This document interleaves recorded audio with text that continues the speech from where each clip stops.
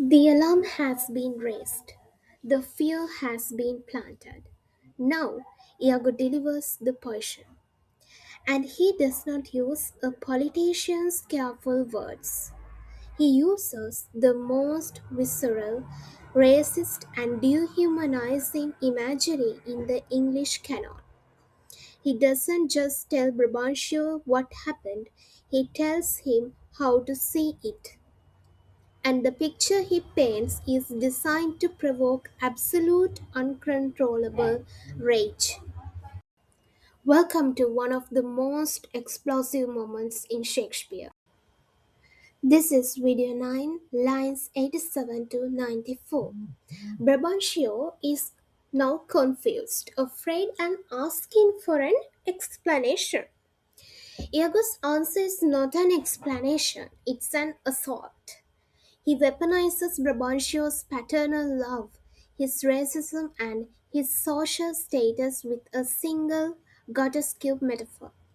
This is hatred made visible.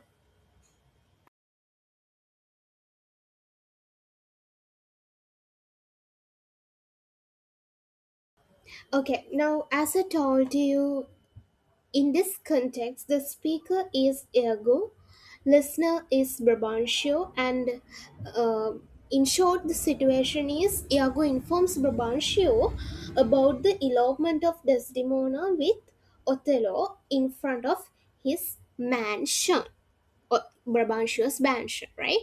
Now, at the moment, Brabantio, who is the father of Desdemona, has asked, "Why are you asking me this? Right? Whether my doors are locked, whether my daughter is there, whether my possessions are secured. Why are you asking me this?" Now, he is vulnerable, seeking facts, right? Iago seizes the moment not to inform, but to devastate. "Zounds, sir, you're robbed. For shame, put on your gown." Okay, let's see. Zounds means oh God, right? It's a swearing word, right? God's wounds, a crude, violent oath to shatter the last of Brabantio's composure, right? So that is a terrible word, zounds. Then he says, "You're robbed. Sir, you're robbed." He restates the theft frame. Okay.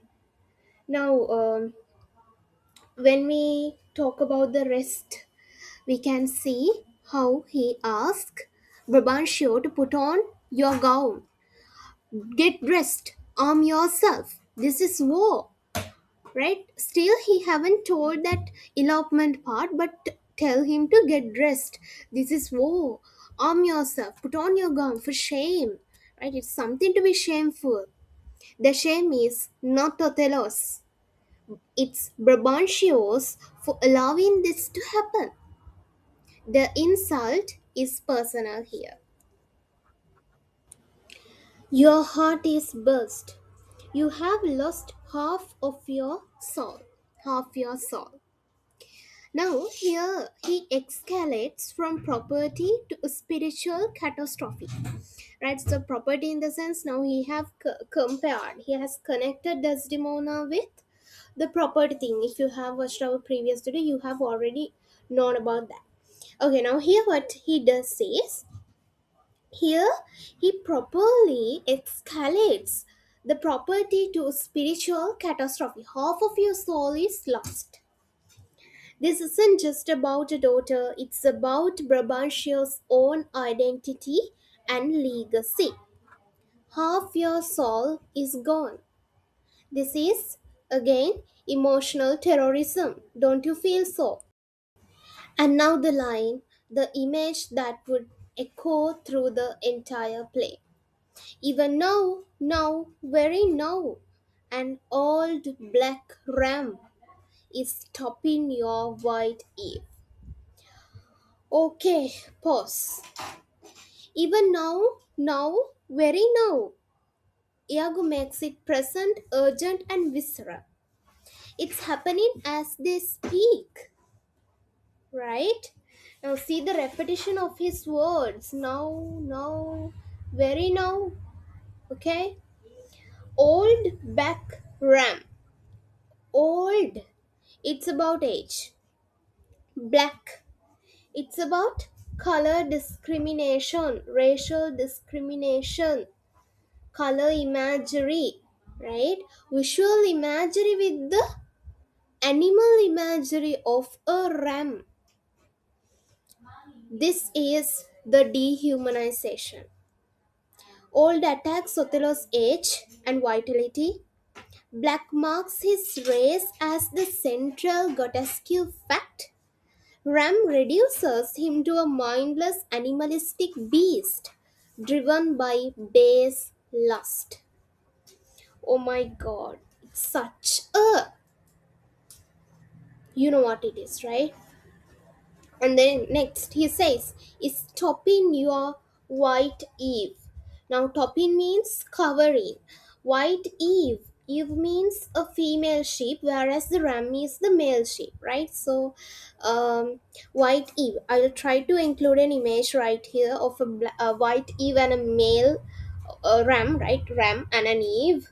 Okay, let's see. Now here, Tapin, as I told you, means mating, covering.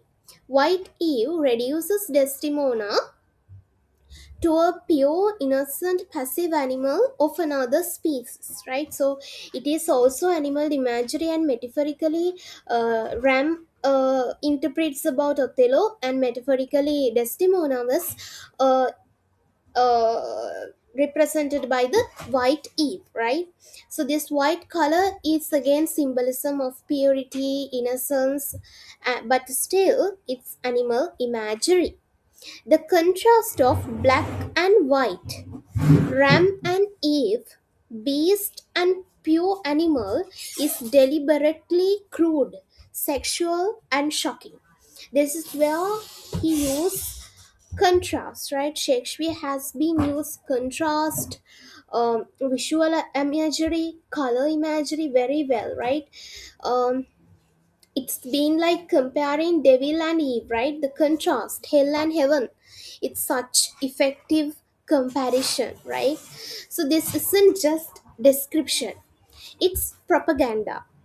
It forces Brabantio and the audience, who has been called off by Iago, to visualize Othello not as a general. He's a general, a respectable person in the society. But still, now here what he do is, Othello is no longer a general for the audience, but he is a monstrous animal defiling purity. Okay? Iago immediately fans these flames into a citywide crisis and a supernatural threat. How? Arise, arise! Awake the snorting citizens with the bell, or else the devil will make a grandsire of you. Okay, now here by calling arise, arise, he tries to make other people awake, right? And you can see the repetition of the word and the tone, right? Awake the snorting citizens. Snorting means uh, deeply sleeping, right? Snorting, the sleeping beast like public. Ring the alarm bell. And the final cruel twist is, the devil will make a grandsire of you. Grandsire means you will be made a grandfather by whom? By the devil. Again, a metaphor to whom? Yes, to the to Othello, the general. And also it symbolizes hell.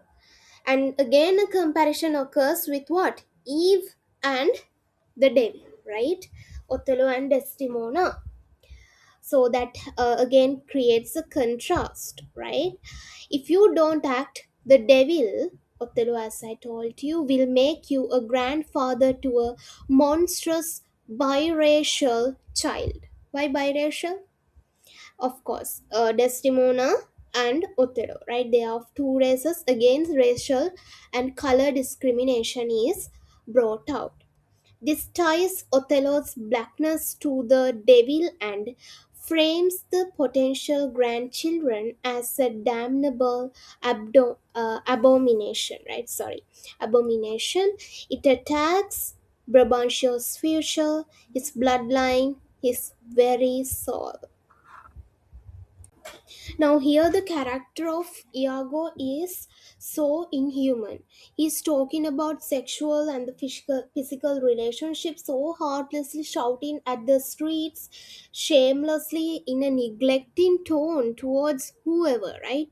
It could be for Brabantio, Desdemona, Othello, whoever the person. He shouts shamelessly, neglecting human beings, calling them as animals, right? So, this is of course about his character. See the shameless abusive tone of him, right? And see how he talks about the daughter, right, in front of a father. Then he says, "Arise, I say." A final commanding shout is given here. Iago is no longer a messenger, he is a general here, commanding Brabantio's fury, right? Okay. Now, this response of Brabantio shows the poison has hit its mark, but also his lingering disorientation. What? Have you lost your wits? This is crucial. He doesn't yet believe the content of the message. He first questions the sanity of the messenger. Are you insane? The image is so brusque, so beyond his comprehension, that his first defense is to assume madness. But the seed is already planted. The vile picture is now in his mind, and it will fester. Why this speech is the play's original sin? Let's break it down in this way. This speech does have three things that can't be reversed. First thing, it names the prejudice. It puts the place central, still unspoken social anxiety, the miscegenation, into the crudest possible terms. The fear is now a concentrated image, and it's concrete, cannot be changed. Second one, it gives Brabantio his language. From this moment on, Brabantio won't just be angry, he will speak in Iago's terms of witchcraft, property, and unnatural acts. Iago has given him the vocabulary for his rage. Third one, it informs the audience's view. Even though we haven't met Othello yet, this image hangs over him. Our first impression is this brutal caricature. The entire play becomes, in part, Othello's struggle against this old background narrative that Iago has now launched into the world. The match has been struck. The grotesque image is now burning in Brabantio's mind. His next question won't be about sanity, it will be about proof. In the next video, Brabantio's disbelief turns to horrified belief. He will demand details, and Iago and Rodrigo will weave a tale of witchcraft and foul charms. The private father's grief is about to explode into a public mob. The first major collation of the tragedy is seconds away. This is difficult but crucial scene. If this analysis helped you understand its power, please like the video. It supports this important work.